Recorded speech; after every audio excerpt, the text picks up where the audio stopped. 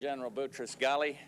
The Earth Summit in Rio was the first time that more than 100 heads of state and government gathered together in one room to talk climate, establishing sustainable development as a basis for international cooperation, at least in theory. The world is our garden, and together we must cultivate it.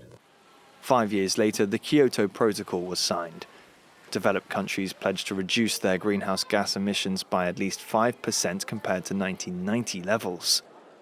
One big problem, the world's biggest emitters, the US, China and India, were not bound by the text. In 2009, the aim of COP15 in Copenhagen was an international agreement to fight climate change. Although the US and China helped draft a last-minute joint statement, it was not widely adopted.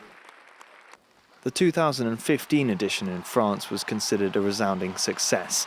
The Paris Agreement was the first treaty to commit the entire international community to the fight against climate change, pledging to maintain the rise in the global average temperature to, quote, well below 2 degrees compared to pre-industrial levels. Signatories also agreed to assess their efforts every 5 years. 8 years on, the UN says much more must be done to meet the goals set in Paris.